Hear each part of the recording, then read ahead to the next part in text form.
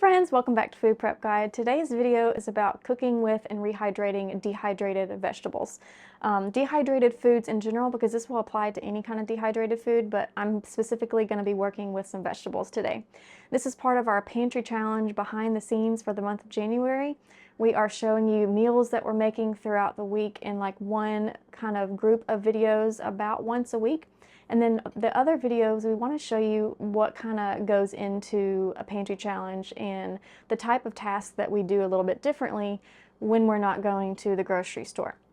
And one of those things is using our dehydrated stash of vegetables. And so when the fresh produce runs out, we do this every single month. Our fresh produce typically runs out around week 3.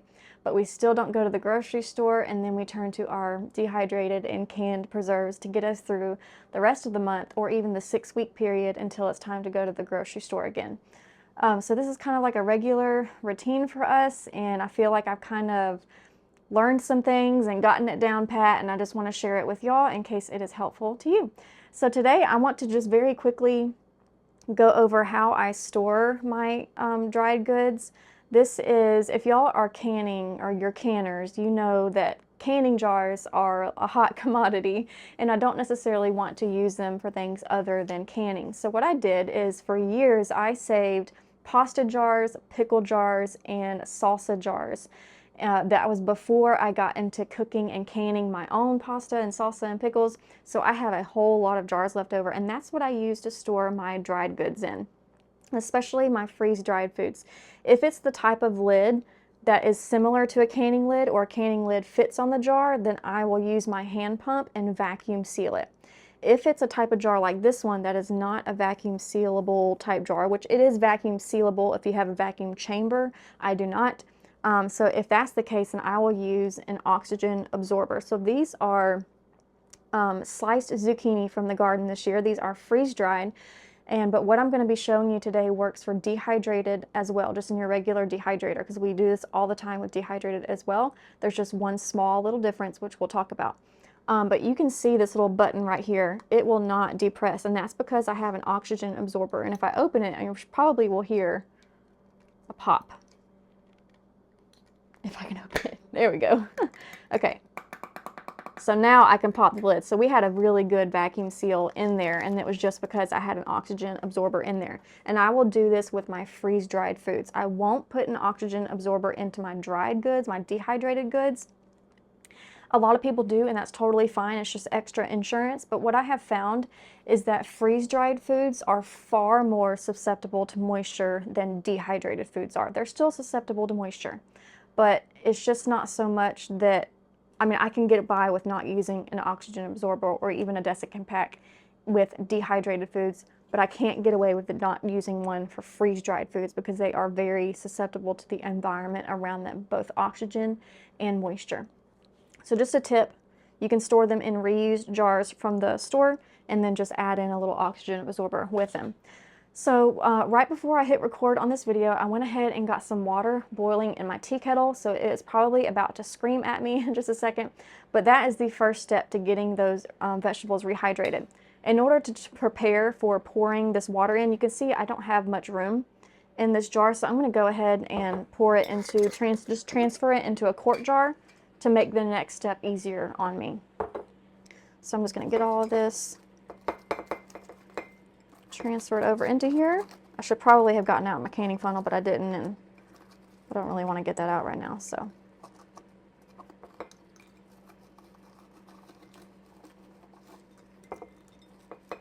you're going to need approximately 15 to 20 minutes of prep time to rehydrate your food before cooking. So when you're planning out your cooking your lunch or your supper, give yourself about 20 minutes of extra prep time before you need to actually start cooking your supper. So I've got this water boiling back here, and I have done this before with just hot water from the tap. So if you're in a pinch and you don't even have time to boil water, hot water from the tap in a pinch will work, but you're going to have to rehydrate longer. You're going to need more than 20 minutes. So just keep that in mind. I did make a pretty big mess over here. That's okay. I'm going to just scoot that out of the way. Okay, I don't have a whole lot more room, but I have a little bit more room, and I have a much tighter lid, which is going to come in handy for the next step.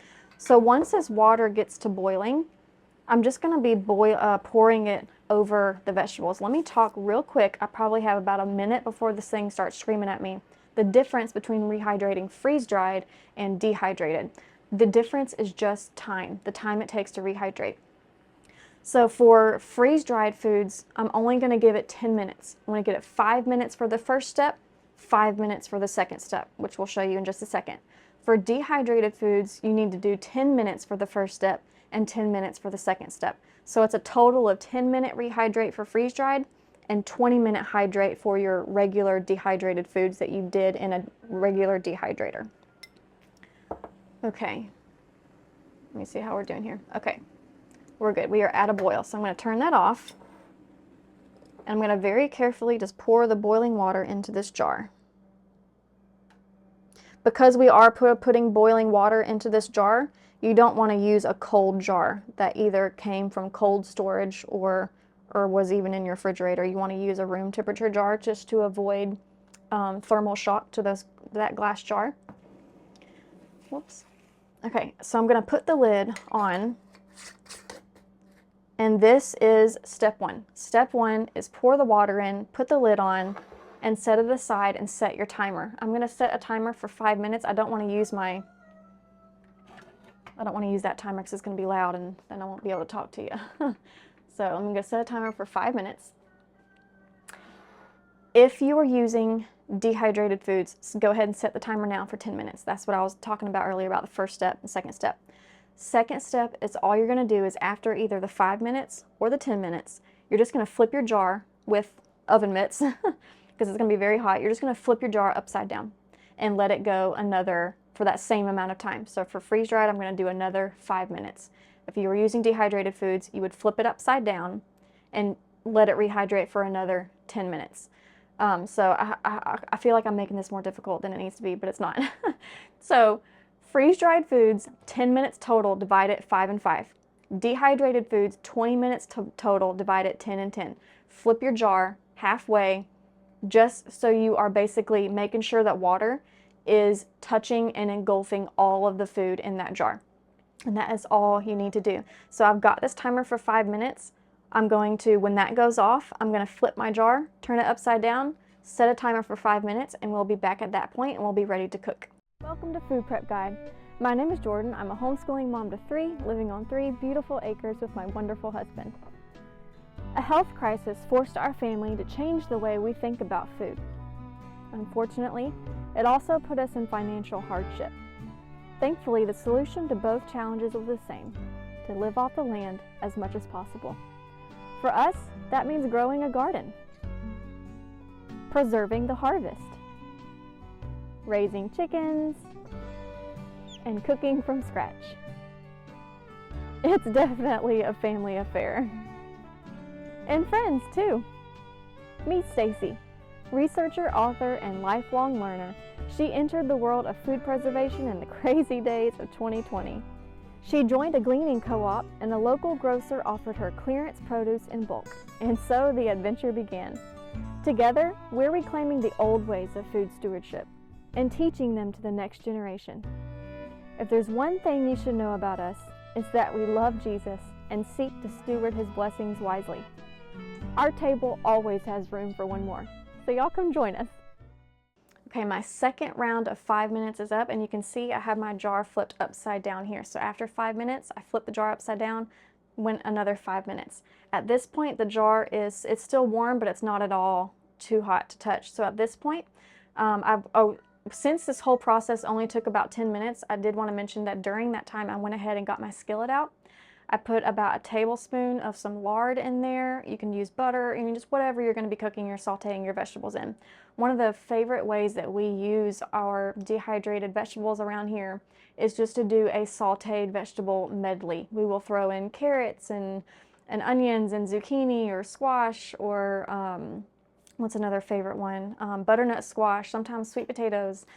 just any types of things, and create just a vegetable saute that we will then serve as a side dish to whatever we're having as our main course. Today I'm going to be doing this for my lunch. Okay, so that is already, the oil is already nice and heated up, so now I'm just going to take my jar and strain out the liquid real quick.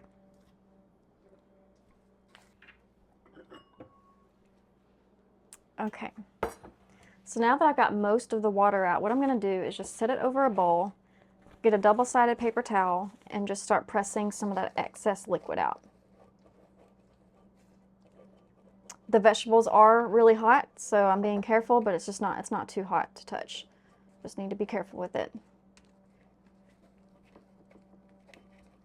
Scooching them around so I can hopefully dab up moisture on all sides of the vegetables. There's going to be a little bit of moisture left in there. That's not a big deal at all.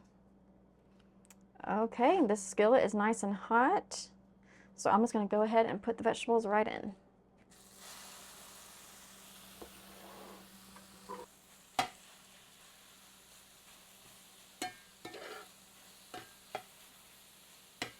At this step, it's just like cooking with fresh vegetables. You are going to have a little bit more, the texture is going to be slightly different.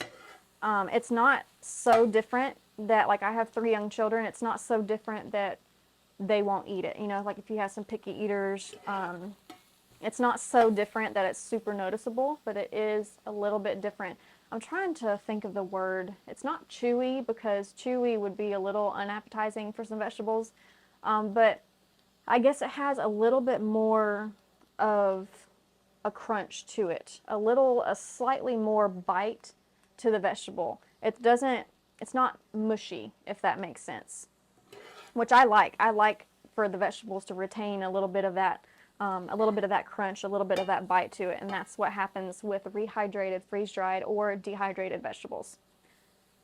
Okay, so I like our vegetables I like to get them nice and brown on the outsides. So I'm going to turn my heat up just a tad bit, and then I'm going to season with, this is a new to me seasoning. I haven't decided yet if I absolutely love it. I don't know if it's going to be a keeper forever, but we definitely like it enough to finish this jar. I'm just kind of still deciding. It's Kinder's, I don't know if I'm pronouncing that right, caramelized onion butter seasoning. So it's pretty good. I just don't know if I want to continue paying for it, you know what I mean? So I'm going to season it with that, and it's got a little bit of pepper mixed into it. And that's all I'm going to do, because it also has salt already in it as well. And if it needs some salt at the end, I'll take care of that when it's time.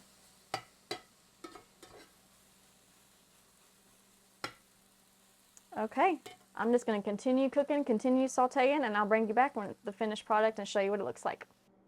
Okay, and here we go. Here is our rehydrated, previously freeze-dried sliced zucchini. That's what I meant by I like our vegetables. I like to get our vegetables a little brown on the outsides, get it nice and toasted with some seasonings, and that is a side dish that we use all the time throughout the month, especially around weeks 3 and 4, towards the end of like a grocery haul, when we are, or towards the end of the month when we are not going to the grocery store but still want to eat vegetables as a side dish each night. This is how we do it. And as you can see, it's really a simple process, and I'm ready to eat lunch. This stuff smells really good. That is it for today. We will see you next time with, hopefully, I think we might be doing, well, I don't remember what we're doing next. I think we're doing the baked bread for a month, but we'll see. We'll see. There'll be another pantry challenge video coming up soon as a behind the scenes type look. We hope you're enjoying them, and we'll see you next time. Bye.